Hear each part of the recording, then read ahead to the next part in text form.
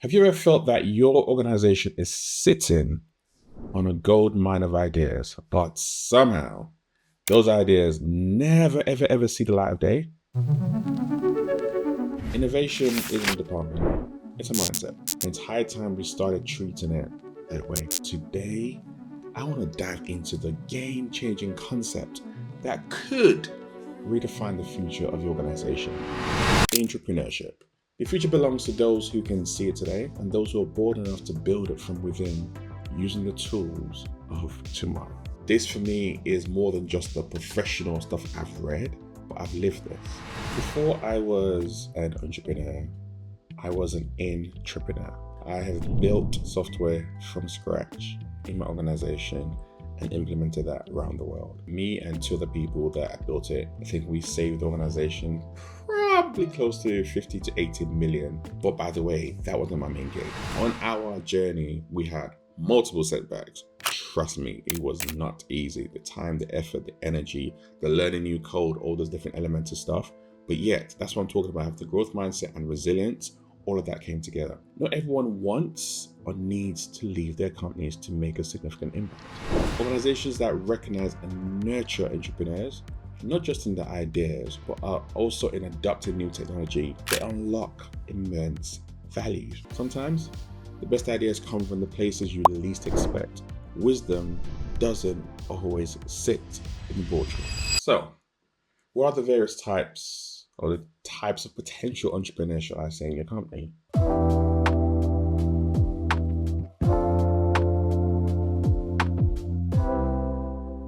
What if the biggest untapped resource in your company isn't just a technology or a market, but the untapped potential sitting within your team? That potential could harness the power of the ever-changing world that we're living in. It could harness the power of AI that we're all experiencing right now. Welcome to Everyday Leadership, and I'm your host, Sope Agbelusi, and today I want to dive into the game-changing concept that could redefine the future of your organization: intrapreneurship. I know a lot of times you hear people talking about entrepreneurship, but you forget intrapreneurship. And today I want to talk about how it interacts with the advancement of technology and the adoption of AI. In this episode, we are going to cover 4 main points. That's 3. 4 main points. The power of entrepreneurship, what it is, why it's crucial in today's rapidly changing tech-driven world, unlocking the human potential. So what are the cognitive abilities, the people skills, and the character traits, including the all-important growth mindset that makes a successful intrapreneur, especially when, again, we're embracing things like AI. We'll talk about some real-world success stories. This is not just something that's been happening and you have never experienced. There's so many companies in the world whose impact you feel day in, day out, and that impact came about through entrepreneurship. And then finally, I like to give you some science. We're going to delve into some neuroscience behind the innovation. So how can fostering an entrepreneurship culture benefit not just your business, but the human brain itself, particularly in adopting new technologies and dealing with change? So let's dive into it. Let me ask you this. Have you ever felt that your organization is sitting on a gold mine of ideas, but somehow those ideas never, ever, ever see the light of day? Have you ever wondered how you can keep up with the rapid advancement of tech and make the most of AI? If so, you are not alone. And more importantly, there's something that you can do about it. Innovation isn't a department, it's a mindset. And it's high time we started treating it that way. Intrapreneurship is more than just a buzzword.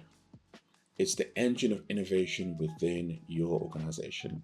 It's about empowering your employees to think and act like entrepreneurs without leaving the safety net of their current jobs.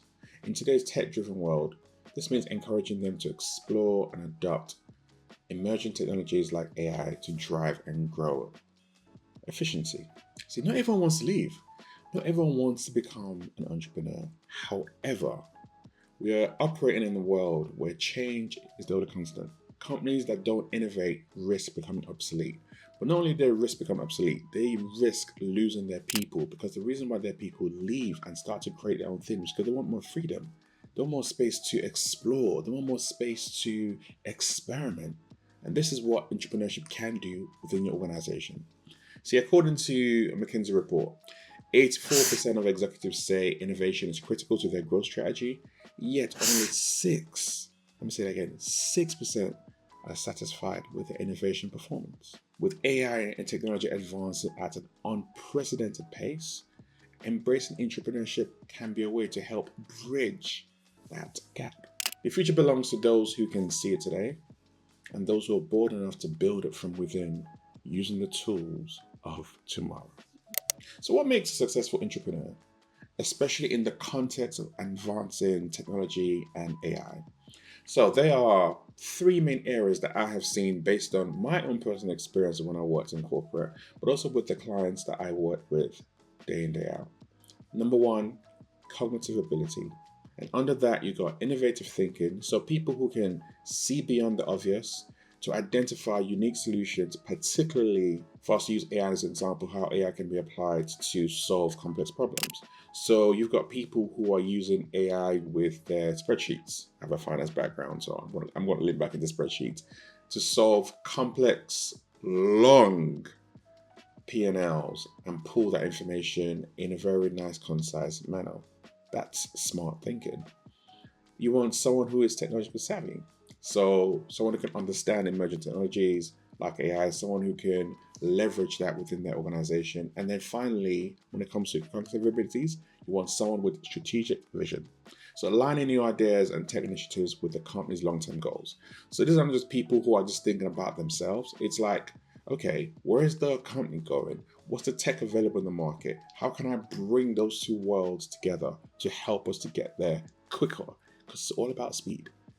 Those are key cognitive abilities: innovative thinking, technological savvy, and strategic vision. Now, on the people skills, what you want are people who can collaborate. Leverage diverse talents to bring ideas to life is important, but you need to be able to work across cross-functional teams. That's why collaboration is key. Then you got influence. You need to be able to influence stakeholders to support your new initiatives. If not, you're not going to get anywhere. And this is a skill that a lot of people think they have, but they don't. And last but not least, emotional intelligence. Now, how to navigate organization dynamics effectively, especially when you're introducing disruptive technology, is key. And that's why emotional intelligence is important for someone who's an entrepreneur to have. And then character. Key character traits that you need to have as an entrepreneur: a growth mindset. You need to be able to embrace challenges, persisting in the face of numerous setbacks that will come your way. But seeing those setbacks as a way to grow and seeing those setbacks as a way to get to mastery. Learning that you have to go through a learning curve. That's really, really important. That's why the growth mindset is key. Dealing with failure, bouncing back from it, not going to woe is me and oh my gosh, I shouldn't have done this. But like, okay, I've learned from that. I got some data from that. That wasn't the right move. What direction do I go into? That's really important. That's what growth mindset kind of gives you. Next one is resilience. Now, these are people who view setbacks as setups for comebacks. I know it's cliche, but it is key. This is really, really important, especially when you're experimenting with new technology. There's going to be a lot of setbacks and they don't yield immediate results. So you need someone who's got that resilience, that bounce back ability. I'm not sure that's even a word, but I've heard people use it, so I'm going to use it. Bounce back ability factor. That's why that and resilience kind of go hand in hand. Curiosity. You need to be curious. You need to be seeking new ways of learning, seeking improvements, staying updated with the latest trends, latest development, feeding your curiosity, asking people questions. Sometimes it can get borderline annoying, but it's a key character trait. People feed your curiosity. And last but not least, they have to be proactive. They have to take initiatives without waiting for permission, especially when it comes to exploring how new tech and new ways of working can benefit an organization. A quote that it's mine and I use a lot, is that in a rapidly evolving tech landscape, A growth mindset isn't just beneficial, it's essential. It's a belief that abilities can be developed through dedication and hard work, fueling a love of learning and resilience. So it's bringing about multiple things all at once. And I said, this for me is more than just the professional stuff I've read, but I've lived this. Before I was an entrepreneur, I was an intrapreneur. I have built software from scratch in my organization and implemented that around the world. And I think me and two other people that I built it hand in hand with, I think we saved the organization probably close to 50 to 80 million in terms of just building the software itself. In terms of the system, we have saved them over 8 figures year in, year out. And that was 10 or 12 years ago. So I'm not be surprised if building that system and creating that has now generated in savings over $1 billion. Yeah, that's what we did. But by the way, that wasn't my main gig. My main gig was finance. So alongside my day in 9 to 5 job, we built for that same company a software system from scratch. Yeah? VBA, modeling, all this elements of stuff, we built this amazing system that saved that company billions of dollars. That goes back to when I talk about cognitive abilities, innovative thinking, technological savvy, strategic vision. We saw a need. We saw something that was being built that wasn't great, and we felt we could do something about it and willing to step into that void. And on our journey, we had multiple setbacks. Trust me, it was not easy. The time, the effort, the energy, the learning new code, all those different elements of stuff. But yet, that's what I'm talking about. The growth mindset and resilience, all of that came together. Feeding curiosity. Can we actually do this? Was a question that we asked. Again, we recognize where we were. We recognize where we could be, and we decided to bridge both those two worlds and be proactive and just take a stab at it. What's the worst that could happen? We fail, it doesn't work, the company doesn't gain anything. It's just our time that's been lost. So can you see the element of what I'm talking about here? This is not just something I've read, I have lived this. Intrapreneurship.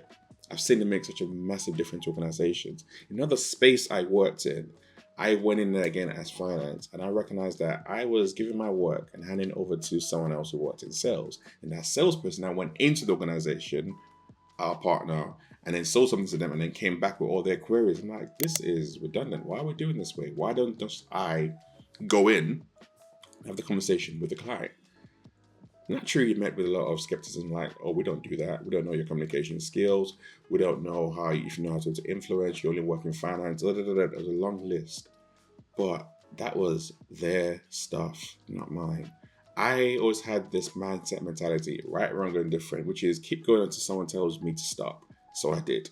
That was part of just my growth mindset, which is why I'm not surprised I do what I do right now. I was also willing to explore new things. I was always willing to push the boundaries, all in the hope of what can this help my company that I was working with achieve? How can I scratch the itch that I had? Because technology, finances, and people are my 3 biggest things. And this is what I was leading into as an entrepreneur. So I managed to, I think me moving my role from when it was just purely finance into finance and sales and then merge it to create a commercial role, I think I probably generated about 40 million from my company. So as an entrepreneur, I can say hand on heart, I have generated at least 1.5 billion pounds in my corporate career as an intrapreneur. That's a lot of money. And that goes back to that stat I read earlier on. Eventually, I realized that the intrapreneur just wasn't working. There was just way too much red tape. I needed a bigger canvas. So I left, started doing my own thing, and became an entrepreneur. But here's the key insight. Not everyone wants or needs to leave their companies to make a significant impact. Organizations that recognize and nurture entrepreneurs, not just in their ideas, but are also in adopting new technology, like AI, for example, they unlock immense value. The walls of the organization should not be barriers to innovation, but the foundation from which great ideas and technology advancement are built. A growth mindset will help us see walls not as obstacles, but as opportunities to build something new. Unfortunately, I can say that in my career, there were a lot of walls. And I had to leave to start to break them down. This is what I help my clients that I work with do. This is what I help my teams that I work with do. And this is why I am so gung-ho in creating cultures that allow people to step into their entrepreneurship. Because it makes such a massive difference. So let me give you two other examples that you might be surprised about. One, the Sony PlayStation. Now, Ken was a self-proclaimed tinkerer, what I would call an entrepreneur. And back in those days, he was called a tinkerer. And initially, he worked with Nintendo to come up with a CD-ROM. I know if you are a Gen Z and below, you're like, what's a CD-ROM? It's a round disc. To add it into the SNES, the Super Nintendo Entertainment System. Oh, that was a beautiful system. Anyway, I digress. And despite his innovative vision, Nintendo said no. They rejected it. They kind of had a loss of losing control of game publishing, as well as some other issues of people not necessarily believing in the dream. So they said no. Undeterred, he left. That's what I'm saying. He left. He took his idea and he went to Sony. And he developed the idea at Sony, and we now have the PlayStation. I think Sony developed over $45 billion in revenue alone, just on the back of the PlayStation. This is why he is often known as the father of the PlayStation, but he was an entrepreneur that left and went somewhere else. Google, they used to, no longer have it anymore, but they used to have the 20% policy. And it was basically geared towards innovation management. So what they did was they allowed, Google allowed 20% of their employees to spend their time working on things, probably around 1 day a week, on side projects, very much like I described, unrelated to their main job responsibilities, again, very much like me. Now, that policy was designed to foster creativity, innovation, and personal growth with employees. Do you know what it birthed? Gmail, Google News, and AdSense are just some of the things that came about from the 20% project. Gmail, that we all use day in, day out, I use it for my business, all came through that.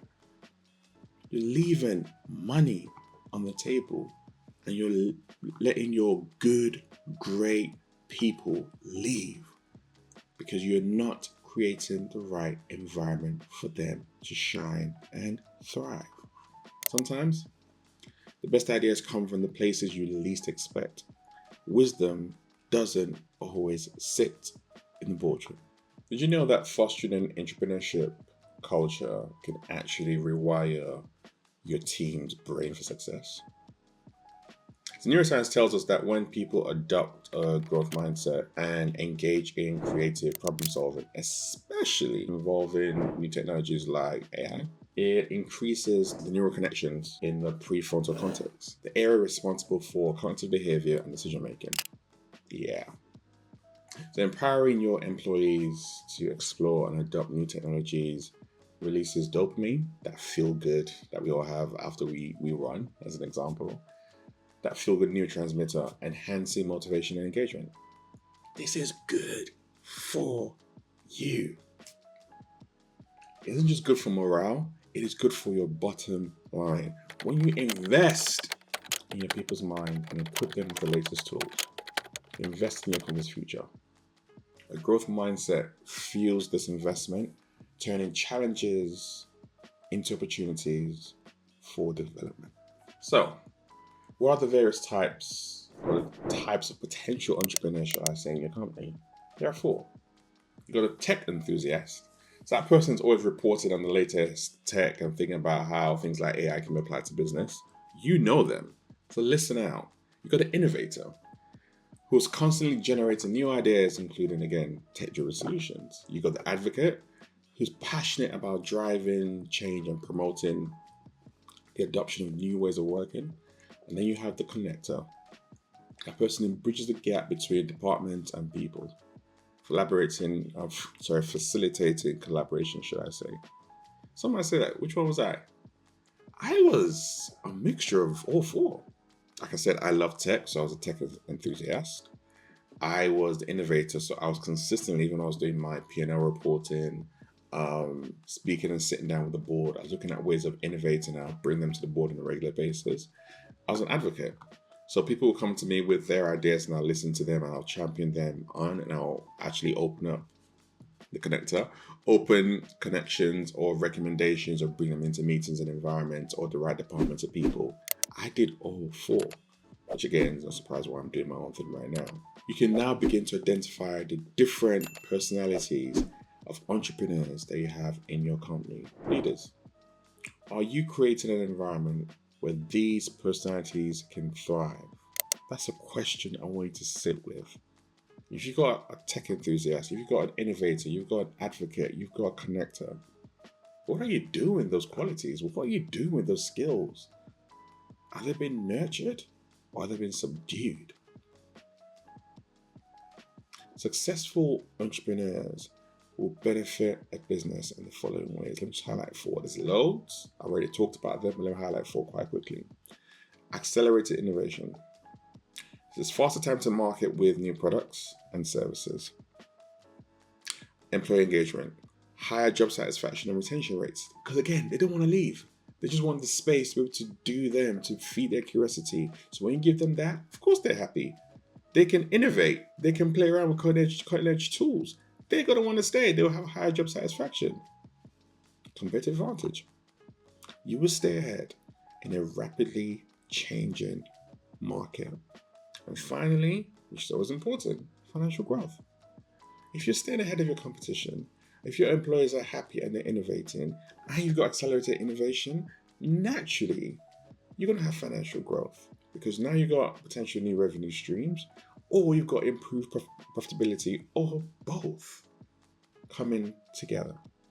So according to Deloitte, companies that foster intrapreneurship, they grow 2.5 times faster than those that don't. 2.5 times faster than those that don't. When you combine this with strategic adoption of things like AI, for example, that growth potential is even greater. So as we come to the end, I have some actions for the leaders who are listening to me right now.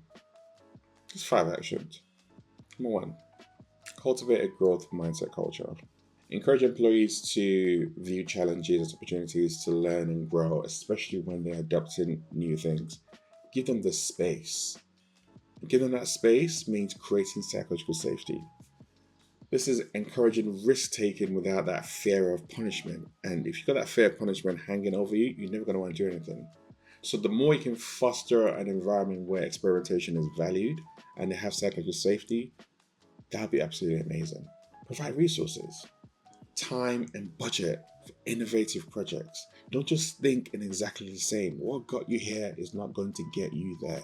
This includes training. This includes support from coaches. This includes even just stepping into emerging technologies. Resources are key. Recognize and rewards. When you see people who have that growth mindset, people who are leaning in, people who are creating things, recognize them, celebrate their success, and learn from their failures. This reinforces that value of continuous learning and improvement. Kaizen. Kaizen is a theory and a practice of continuous improvement, and this is where this comes into play. So you recognize those people and reward those people. When me and 2 of my colleagues built that software, we got to go to the CEO and get some awards and some money and all that kind of stuff, and it was great. And I still remember that, and this was again like 10, 12 years ago. That recognition, that reward just spurs you on. And last but not least, lead by example. Demonstrating your own commitment to innovation by embracing the growth mindset, but more importantly, by communicating and creating that environment for your people. That leading by example is a massive action step that you as a leader can take. Cultivate growth mindset, create psychological safety, provide resources, recognize and reward, lead by example. And for all those different 5 points, if you can do that as a leader, that'd be absolutely amazing. But I recognize that it's also not easy. It's not easy for you, the individual, to be able to change your way of thinking, to be able to change your way of leading. This is why at Mindset Shift, we are both an exec coaching organization and leadership development company. And when we go into organizations, we help them to lead from the inside out, not the outside in.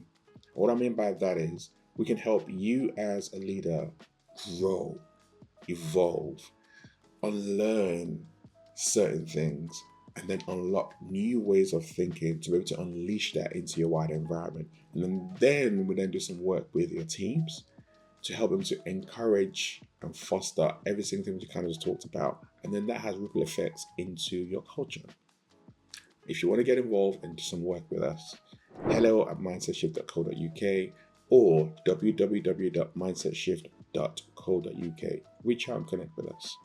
So leadership isn't about being the smartest person in the room. It's about creating a room where everyone is empowered to share their genius, embrace their challenges, and leverage resources such as technology to amplify it. So as we wrap up, I want you to remember this. The greatest untapped resource in any organization is the potential of its people, combined with the power of your leadership and technology. The growth mindset will unlock that potential, turning obstacles into opportunities and ideas into innovation. But at the heart of it, you as a leader are the one that gets to set the tone. So if you're ready to do so, if your answer is yes, let's go on this journey together. Thanks for spending time with me today on Everyday Leadership. If this episode has sparked something in you and you just want to reach out and have a conversation, do so. Send us an email. We would love to hear from you. But until next time, this is Everyday Leadership.